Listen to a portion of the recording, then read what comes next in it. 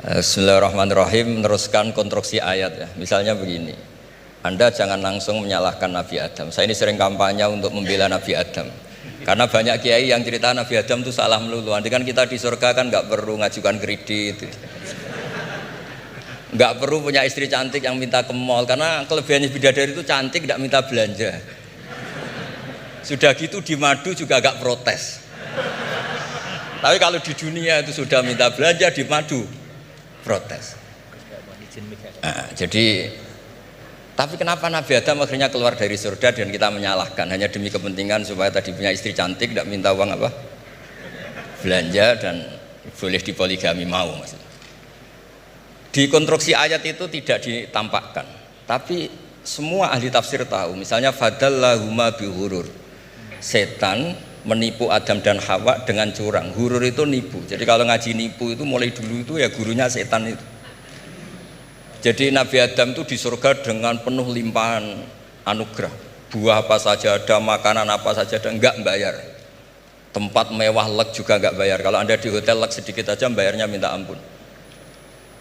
Akhirnya setan itu pura-pura nangis terseduh-seduh.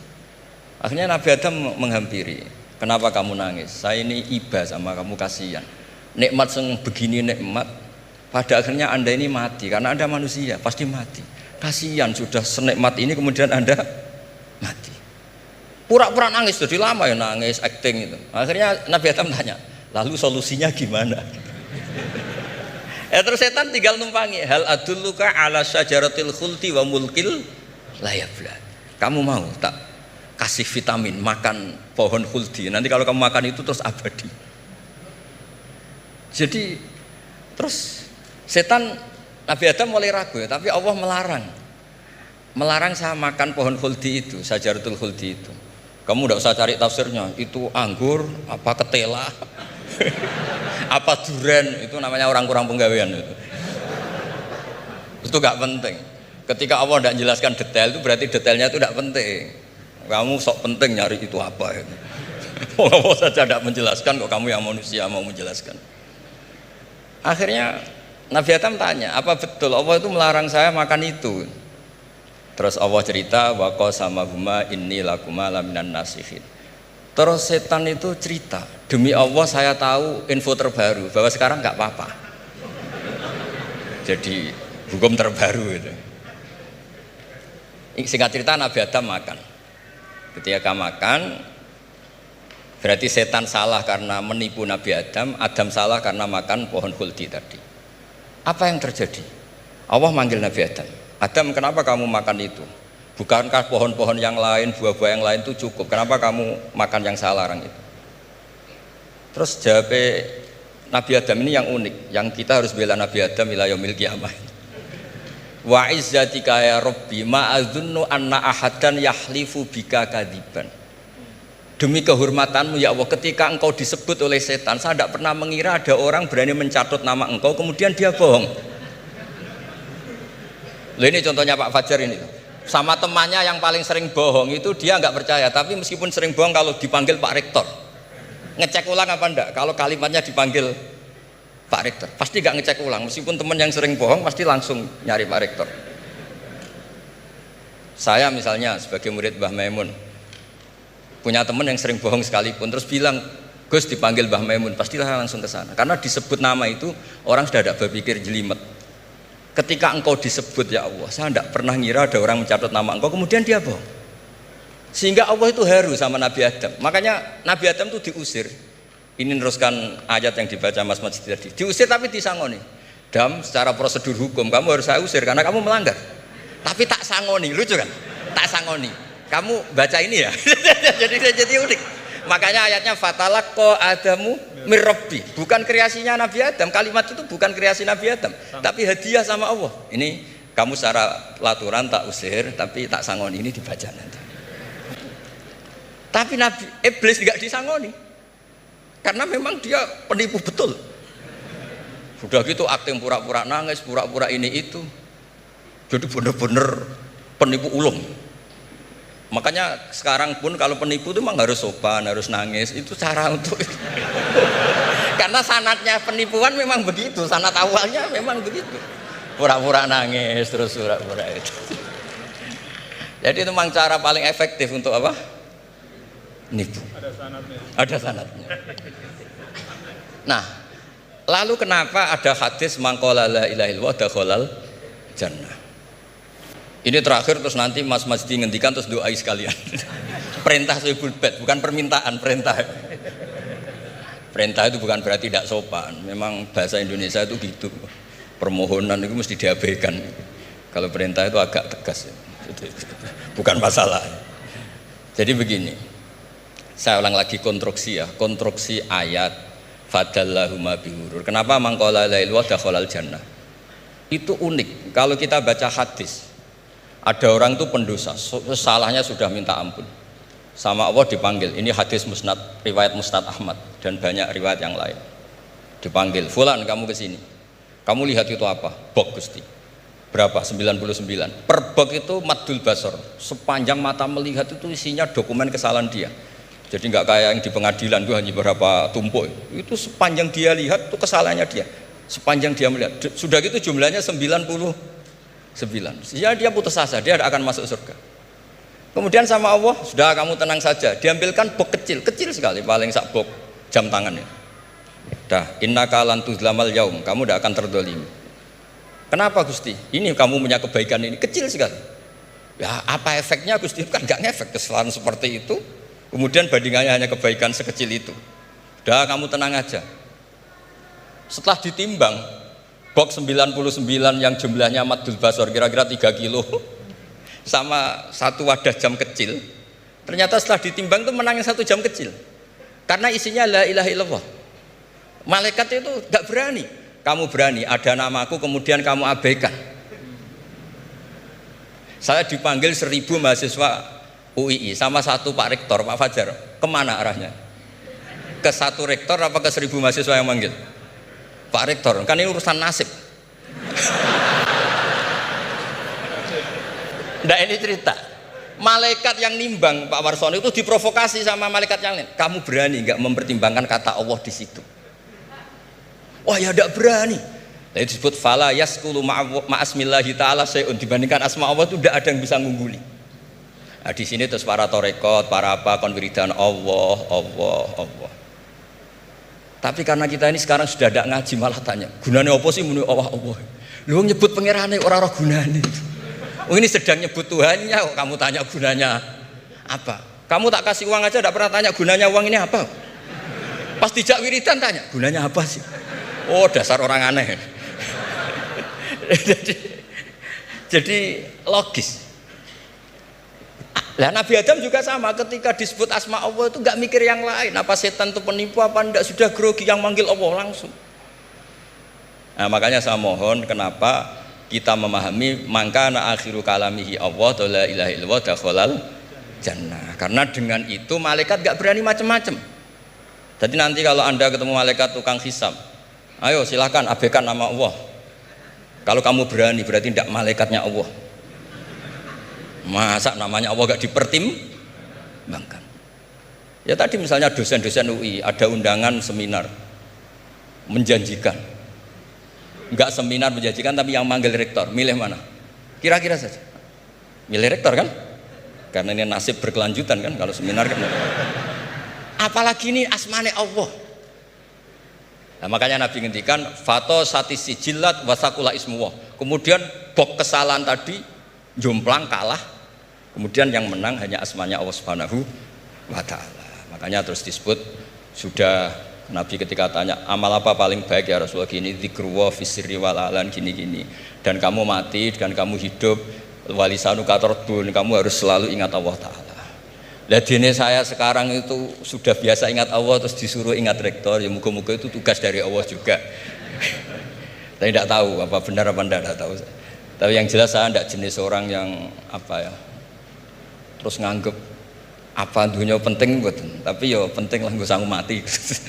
Tapi yang jelas supaya sampean ngerti madhab saya, karena ini ngaji dan saya punya niat baik, maka saya ungkapkan cara berpikir saya. Jadi sampean tidak usah kaget. Mungkin namanya kan mengabaikan kesalahan, cara berpikir nggak gitu. Kita punya riwayat sahihah bahwa ketika malaikat mengabaikan semua kesalahan ini karena nggak berani memperbandingkan asmane Allah dengan yang lain. Makanya disebut di akhir hadis fala yaskulu ma'asmillahi ta'ala syai'un. Ketika sudah nyebut Allah harus dianggap selesai. Enggak boleh habis nyebut Allah mau mati kredit, enggak boleh. BPKB di bank ini enggak boleh. Nanti akhir hayatnya bilang BPKB bukan Allah. Enggak harus kata Allah itu mengunci. Disebut akhiru kalami. Lah kalau sampean tanya, kenapa itu menjadi penting? Karena tadi malaikat tidak akan memperbandingkan Allah dengan yang lainnya. Makanya ketika ulama-ulama sufi, kalau kamu habis salah istighfar, nanti di sohifah kamu akan ditulis habis salah, salah. Terus di belakang ditulis, tapi setelah itu dia bilang astagfirullahaladzim. Nanti malaikat tinggal aja kamu teror. Kamu mempertimbangkan Allah apa yang itu? Ini tak ajari ini. Kalau tepak ya kamu didengar, kalau tidak malah digebuki, tidak tahu saya. Tapi itu ijazah resmi ini hari ini. Hadisnya akurat. Ijazah. Nggih ngoten mawon kok nak kesuwen kepinteran nyanyi kula. Assalamualaikum warahmatullahi wabarakatuh.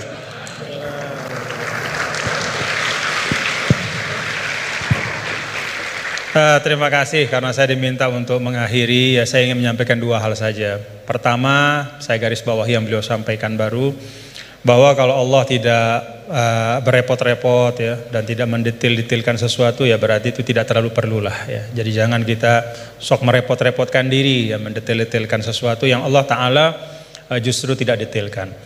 Nah artinya apa? Ya memang letakkan sesuatu pada tempatnya, dan itu menurut saya juga yang sering beliau sampaikan ya, bahwa dengan meletakkan sesuatu pada tempatnya itulah menjadi asas kebahagiaan ya. Jadi kalau kita tahu menempatkan sesuatu pada tempatnya, ya kita akan lapang-lapang saja ya menyikapi nikmat, musibah dan segala macam.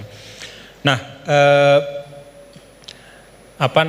kalau kita lihat nih, pertanyaannya apa sih yang dipentingkan oleh Allah dalam Al-Quran ya. Kalau kita lihat ya tentu Allah Ta'ala yang maha tahu apa-apa yang paling penting, yang paling utama ya, pokok-pokok akidah, kemudian pokok-pokok ritual ibadah.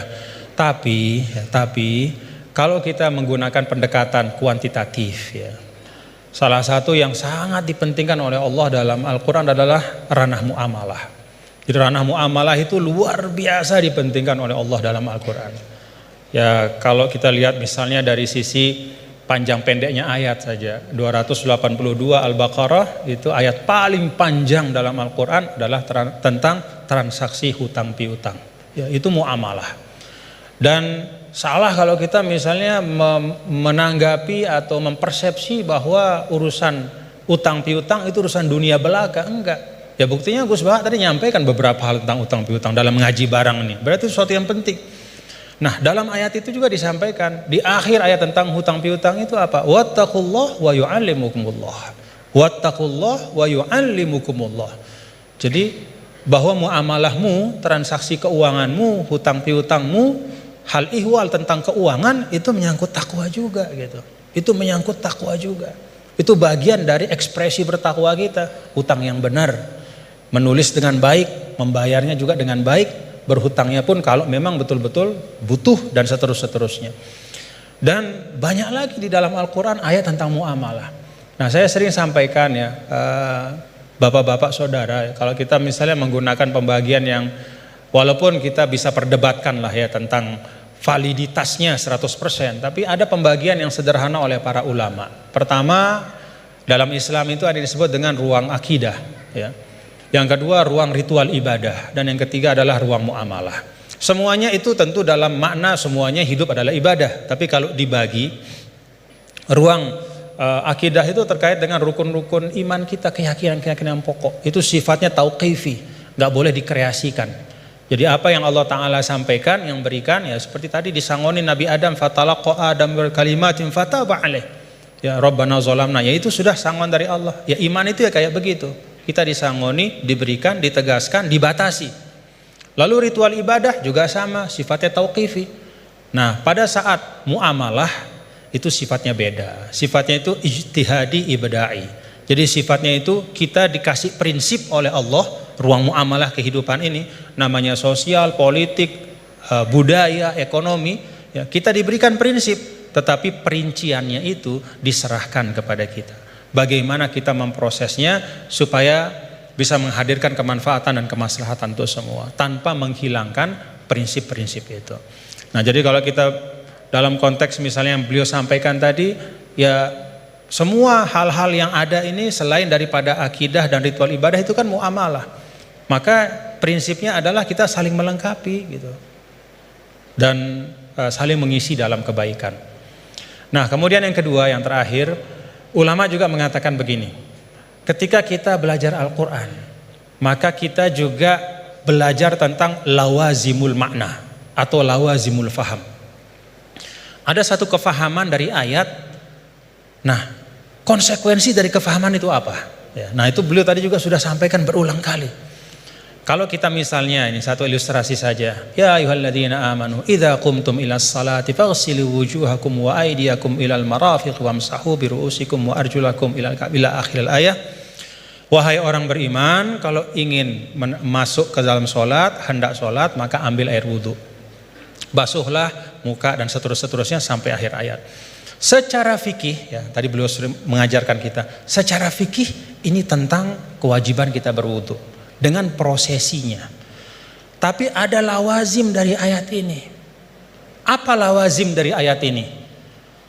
Kalau kita bicara wudhu, kita bicara sumber daya air.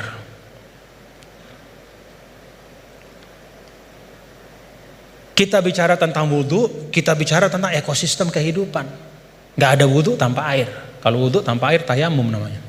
Gak ada wudhu tanpa air. Maka apa arti lawazim dari ayat ini? Jaga sumber daya air itu. Kalau dalam konteks misalnya pasal 33 Undang-Undang Dasar 1945, apa kata, sumber daya alam dan semua yang menyangkut hajat hidup orang banyak dikuasai oleh negara, itu juga bagian dari lawazim makna ayat ini. Dalam arti apa? Negara, kita semua secara kolektif, ayo kita jaga sumber daya air, tidak boleh dimiliki hanya oleh sekelompok kecil saja sehingga orang kesulitan untuk memanfaatkannya.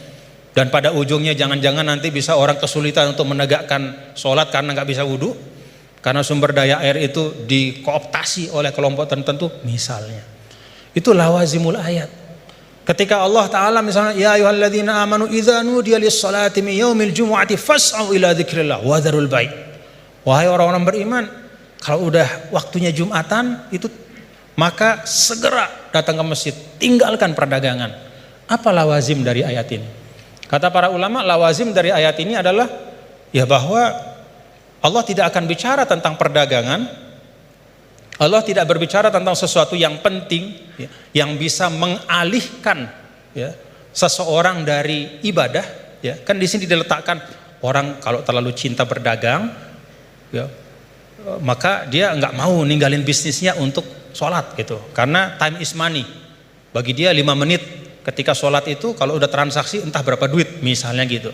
Nah, ada lawazim dari ayat ini kata para ulama bahwa ya perdagangan harus diisi oleh orang-orang itu yang tidak hanya memikirkan profit sementara di dunia, tapi dia juga memikirkan fungsi spiritual dari harta itu. Siapa itu? Ya orang beriman. Dengan kata lain, ya orang Islam disuruh untuk aktif dalam berdagang. Karena ketika perdagangan itu diisi oleh orang-orang yang tidak punya pandangan lebih dari dunia, kalau kata orang Sasak, enggak-enggaknya cuman dia pandang dunia saja, ya dia tidak akan mungkin bisa menunaikan pesan ayat ini. Jadi ayat ini bisa ditunaikan pesannya adalah oleh orang-orang yang ketika dia hidup di dunia, beraktivitas di ekonomi, ya, membangun kapital, membangun bisnis, tapi pada saat yang sama dia juga meletakkan itu semua menjadi bagian dari ibadahnya kepada Allah. Jadi ayatnya tentang ibadah sholat Jumat, tapi pesannya di sana adalah isi ruang bisnis itu, ikhtiarkan supaya ruang-ruang ekonomi itu terisi oleh orang-orang yang ngerti bahwa dunia ini adalah jalan untuk mencari kebahagiaan yang lebih hakiki, yaitu di sisi Allah Ta'ala. Jadi itu dua hal yang mungkin saya ambil dari beliau tadi. Kita pentingkan apa yang memang penting, dan yang kedua kita pahami ayat itu tidak hanya dari sisi teksnya, tapi dari konsekuensi-konsekuensinya di dalam kehidupan kita. Terakhir bicara tentang sanad. Nah, saya ada satu hal, kalau saya pertama kali saya ketemu sama Gus Baha, ya, melihat beliau, ya, Ada nggak bapak-bapak, saudara-saudara melihat dari beliau yang beda? Ciri khasnya?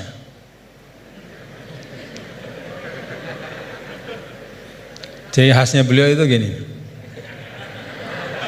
Tapi hari ini ikroman li rektor, jadi rambut nggak kelihatan beliau. Alhamdulillah. Nah, karena beliau ini adalah keturunan dari aulia, dari Lasem ya, dan salah seorang dari masyayikh di Lasem itu adalah sahabat dari kakek kami dulu, Mbah Maksum Lasem. Ya, beliau bersahabat dengan Nini Ida Maulana Syekh Tuan Guru Kiai Haji Muhammad Zainuddin Abdul Majid. Itu biasanya perilaku Lasem itu ada sanatnya gitu ya.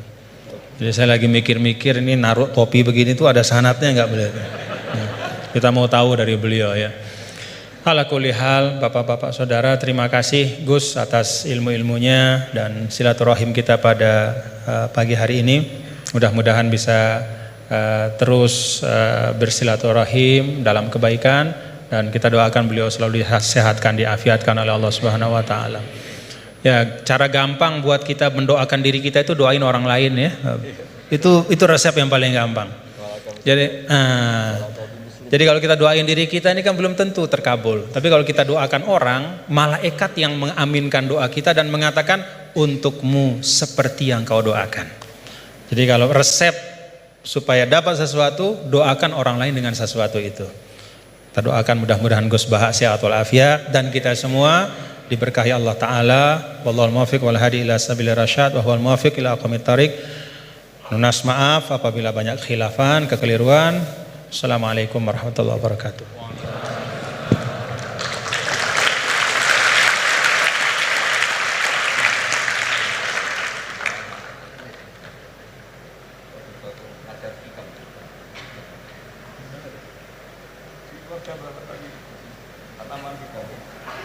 Baik, karena masih ada waktu yang tidak banyak, mungkin sedikit, beliau juga berkenan untuk ada sesi tanya jawab. Mungkin nanti akan ada maksimal 3 penanya dari mungkin sebelah kiri, kanan, tengah, kemudian kanan. Silahkan 3. 1 dari kiri, ya, yang dekat tiang silahkan. Silahkan berdiri untuk meminta mic dari panitia. Ya, singkat ya. Assalamualaikum warahmatullahi wabarakatuh. Ya, menarik pemaparan dari guru kita semua terkait dengan Islam harus membahagiakan. Yang pertama, tafsirnya adalah sekarang ada paham materialisme itu juga menawarkan kebahagiaan, paham hedonisme juga menawarkan kebahagiaan, paham liberalisme itu juga menawarkan kebahagiaan. Jadi Islam bahagianya itu mungkin kita bisa menilai diri kita masing-masing. Hari ini paham apa yang kita pakai untuk bahagia? Apakah betul-betul Islam konsepsi atau Islam yang sudah berkembang jadi modernisme dengan kombinasi kapitalisme, liberalisme, kemudian hedonisme, kemudian yang saya sebutkan tadi bercepat. Jadi tafsirnya ayat ini menurut modernisme sekarang kemudian dikaitkan dengan penjelasan tadi, kebahagiaan itu Islam membahagiaan. Orang sekarang dengan duit sehingga monetisme menuhankan duit di mana-mana. Oleh karena itu Islam melakukan revolusi akidah. Bagaimana kembalikan kepada Allah Subhanahu wa taala sebagai satu-satunya yang memberikan kebahagiaan. Sehingga revolusi yang dilakukan kita sekarang apakah bisa dilakukan dengan revolusi takwa? Ali Imran 102. Ya ayyuhalladzina amanu taqullaha haqqa tuqatih wa la tamutunna illa wa antum muslimun. Allah memanggil kepada orang beriman yang diakui imannya untuk bertakwa dengan sebenar-benar takwa, menjadi iman yang disamakan dengan kekasih Allah, wali Allah, dan kemudian kalau tidak mati dalam keadaan Islam, yaitu iman yang terdaftar. Seperti Gus Baha sampaikan tadi, dia punya 1 kalimat tapi berharga sekali, itu iman yang terdaftar, yang murni, tidak kesyirikan. Pertanyaannya adalah bagaimana revolusi takwa kita buat untuk melawan revolusi industri hari ini yang sudah membuat orang tertipu. Sebagaimana Gus Baha sampaikan, banyak orang tertipu, setan ahli tipu dengan lemah lembut, kasih sayang, dengan duit, ya, sehingga bagaimana kita menghadapi tipuan-tipuan dunia seperti sekarang lewat revolusi takwa yang kita buat, dan bagaimana bentuk konkretnya, metodologisnya. Mungkin itu saja. Terima kasih. Assalamualaikum warahmatullahi wabarakatuh. Waalaikumsalam. Berikutnya penanya kedua dari tengah. Oh ya, silakan Mas Pade.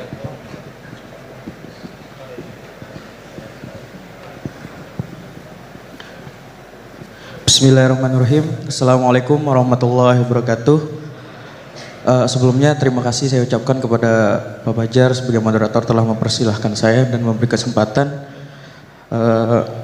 Sebelumnya saya memperkenalkan diri, saya Engki Kurniawan dari mahasiswa Prodi Ekonomi Islam Angkatan 2020. Tanpa mengurangi rasa hormat kepada Al-Mukarram Tuan Guru dan Gus Baha, saya ingin mempertanyakan yang tadi sempat disinggung di awal, yaitu tentang tadayun makus, tentang kekeliruan dalam beragama. Gitu. Kita tahu sekarang bagaimana tentang perkembangan teknologi yang menyebabkan informasi-informasi itu berkembang secara masif mengenai agama-agama gitu, tentang pelajaran-pelajaran dan tafsir Al-Quran gitu. Yang kita tahu tadayun makus ini tentang bagaimana orang-orang menyampaikan yang kurang penting di atas sesuatu yang penting gitu. Nah, sebagai kami mahasiswa gitu yang masih awam tentang agama, bagaimana sih gitu cara kita menangkis agar tidak terjerumus atau terjerat dengan pembahasan-pembahasan yang kurang penting dan menjerumuskan kita ke dalam sesuatu yang sesuatu yang buruk gitu, yang kayak memunculkan perdebatan dan kontroversi. Gitu saja, Pak. Terima kasih. Wassalamualaikum warahmatullahi wabarakatuh. Terakhir dari Putri, paling depan, kerudung biru. Oke, silahkan. Bismillahirrahmanirrahim. Pertanyaan fikih sangat sederhana tapi saya tidak paham. Saya bacakan bagaimana cara mengajarkan istihadhah yang memudahkan kepada anak perempuan yang belum baligh, Gus Baha. Karena kalau kami jelaskan dengan menghafal dan memahami syarat-syarat tamyiz, mereka kesulitan.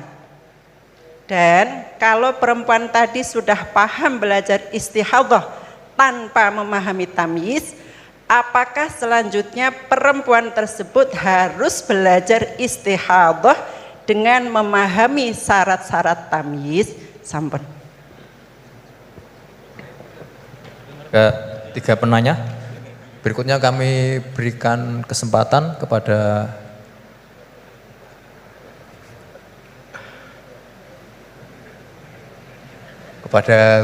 Gus Baha untuk menjawab.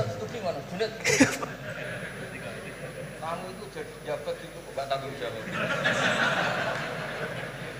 Di sini itu ada DPPAI ya? Iya. Coba terang singkatan di DPPAI, ben ngerti ben ono. Baik hadirin yang berbahagia, di seperti yang diperintahkan oleh Gus Baha bahwasanya di UI ini ada DPPAI, Direktorat Pendidikan Pembinaan Agama Islam. Jadi menurut beliau itu gaji, maksudnya supaya jawab gajinya bentuknya akhirat. Menurut beliau yang berhak menjawab itu adalah orang DPPAI, waduh, karena yang bertanggung jawab atas Islam di UI. Bagus. Ya kan? Ini tak bantu.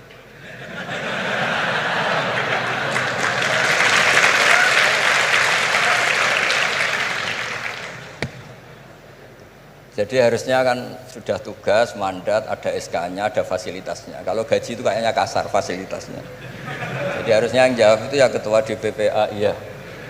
Tapi sudahlah karena saya ini orang baik tak tolong. Begini ya, jadi perspektif Islam atau taqarrub ilallah itu mulai dulu itu orang mau tidak mau subjektif, tapi hukum pokoknya sama. Misalnya orang mencintai Allah, ada yang saking mencintainya itu tidak pernah nyebut Allah. Ada wali itu mencintai Allah tidak pernah nyebut Allah, karena dia takut ini nama sakral, jangan-jangan dilecehkan. Imam Malik itu pernah ada seorang pengemis datang, ya Imam Malik saya minta uang.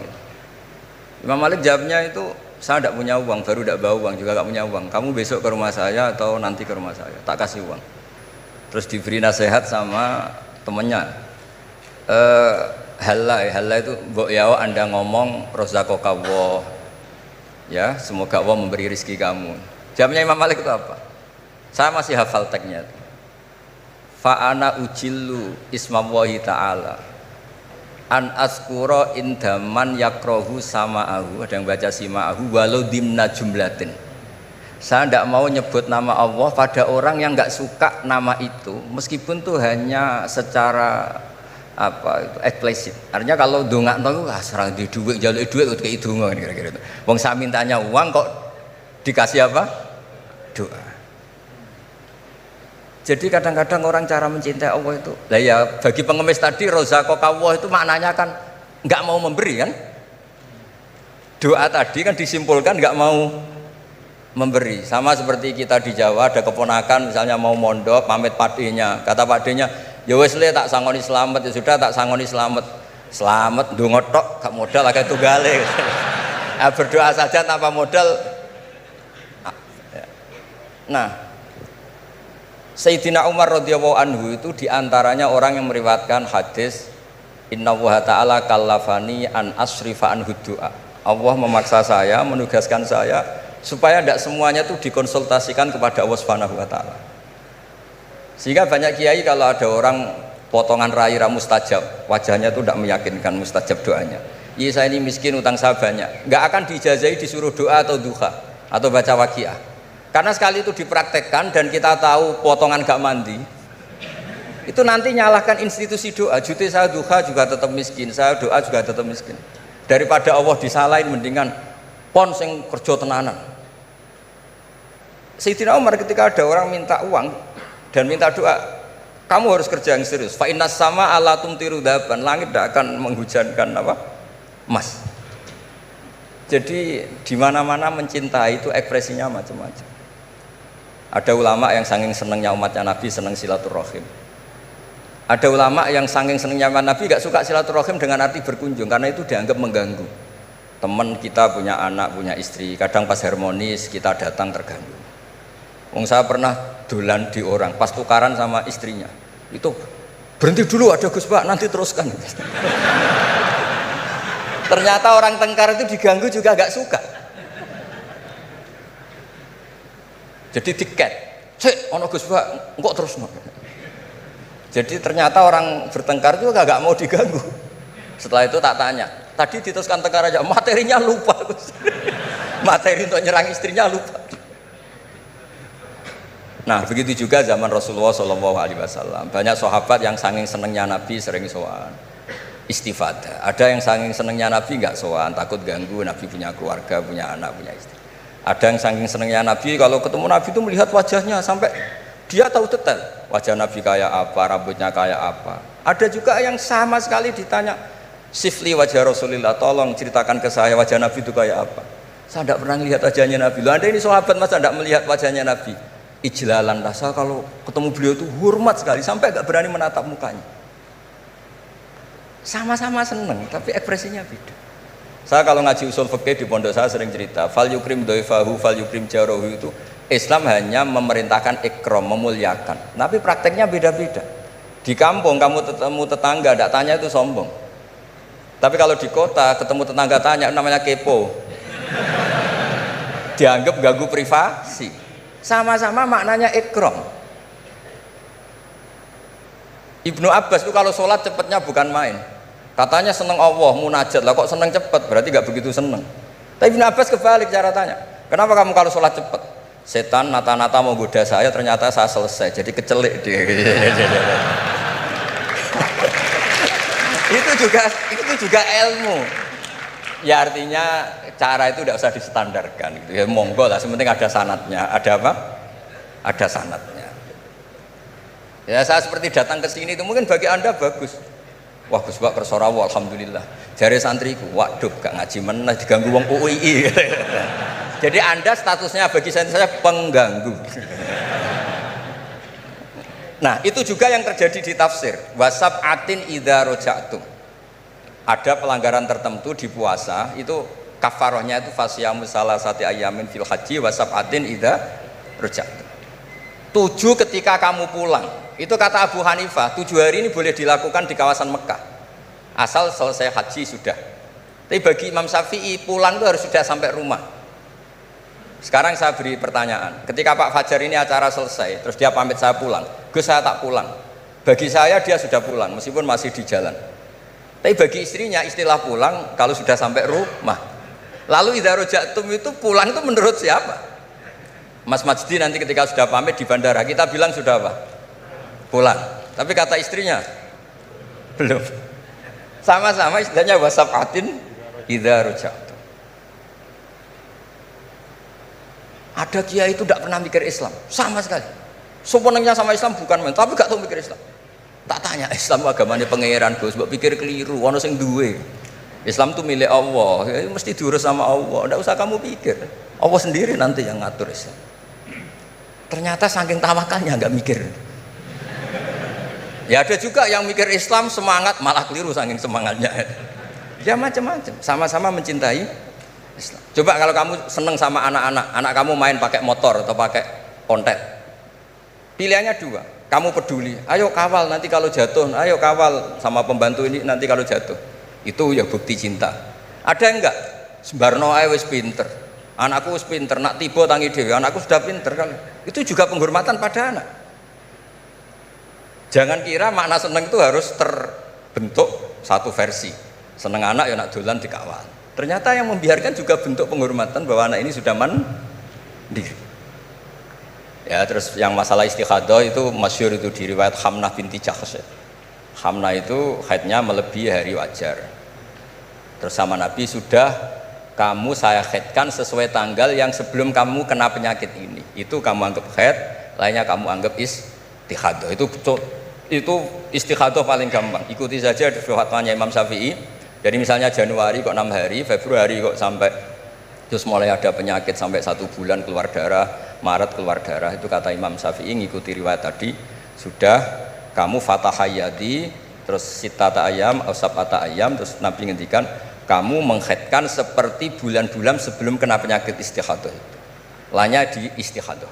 Itu namanya ruddat ilal adat. Jadi supaya ndak ribet pakai tamyiz diukur. Ini darah ini lebih kuat dibanding ini, yang lemah ndak kayak yang sing tukang delok ya sopo gitu. Apalagi yang ditanya itu lelaki gitu tuh. Oh, itu kan ya agak repot lah, coba lah, agama ini tidak perlu repot-repot seperti itu. Jadi ini sebagai senior saya kasihan sama Pak Junet ini. Harusnya beliau nanti yang kena hisab pasti Pak Junet. Jabatannya mau, tanggung jawabnya nggak mau. Ya tapi kebetulan ada orang baik di sini ya, alhamdulillah saja. Kalau ketemu saya tuh cium tangan bolak-balik, tapi niatnya kayaknya mau supaya saya mau backup gitu. Nah ini yang satu pertanyaan Mas Wasdi ini, masih kan 3, saya jawab 2.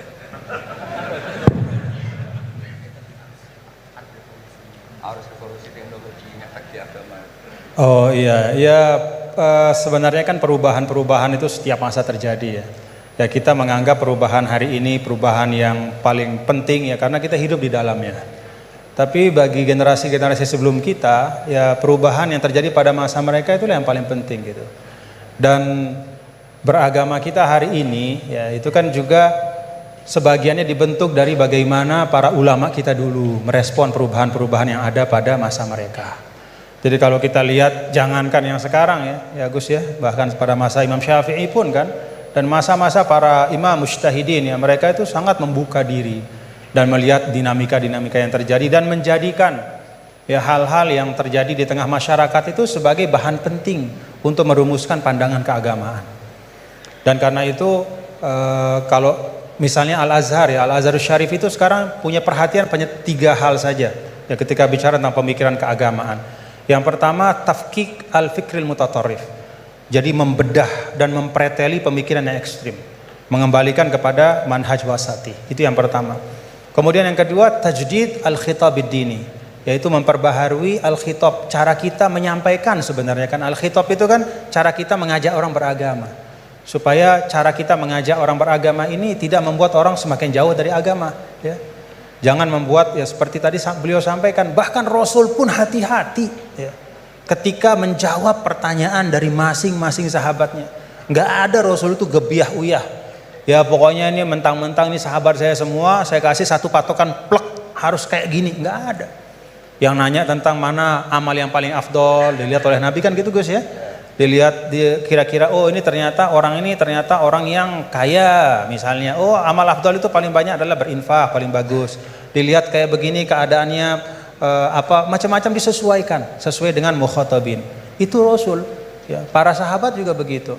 Artinya apa? Beragama itu adalah sesuatu yang hidup. Tadayun itu ya taharruk, bergerak terus ya.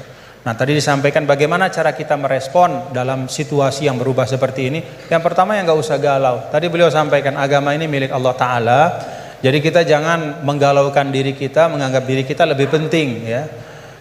Tidak ada manusia yang sangat penting sehingga dia tidak tergantikan dalam kehidupan, kecuali para nabi dan rasul. Ya, siapapun itu, fungsinya pasti akan ketika sudah masanya dia pasti akan digantikan. Dan semua orang menunaikan tugasnya sesuai dengan kewenangan serta apa yang diberikan oleh Allah Subhanahu wa taala. Jadi tidak usah kita galau, ya. Yang paling penting adalah menurut saya, ya terus kita ngaji seperti ini untuk mendiskusikan hal-hal bagaimana kita bisa beragama masing-masing nyaman semuanya, ya. Kita bisa beragama dengan nyaman, dengan tenang, seperti tadi kata guru saya, is'adul insan fid darain, supaya kita beragama dan kita bahagia, ya. Beragama bahagia. Ya, dan itu memang pesan dari Islam. Adapun isme yang disampaikan tadi, yaitu ijtihad manusia saja. Ya, hari ini kita kan begini, umur biologis kita kan pendek, 60-70 tahun. Maka isme yang tumbuh berkembang di tengah-tengah kita hari ini kita anggap sebagai sesuatu yang sangat penting, ya, sesuatu yang merupakan pencapaian luar biasa hebatnya. Tapi kalau kita letakkan diri kita di dalam spektrum sejarah yang panjang, maka itu hanya bagian dari ijtihad yang manusia, ya. Sehingga menurut saya tidak perlu kita kita istilahnya seakan-akan isme itu akan menggantikan Islam. Enggak, yaitu ijtihad manusia. Besok akan ada isme baru, tapi al-Islam ya'lu wa la yu'la alaih. Islam akan tetap tegak teguh, insya Allah. Mudah-mudahan kita berada di dalamnya, bagian dari itu semua. Itu saja yang dapat saya sampaikan. Terima kasih sekali lagi atas kesempatan pada hari ini, Pak Rektor, Bapak Kepala Badan Wakaf dan semua. Jazakumullah khairan katsira. Mudah-mudahan kita bisa jumpa dalam kesempatan yang lain. Assalamualaikum warahmatullahi wabarakatuh.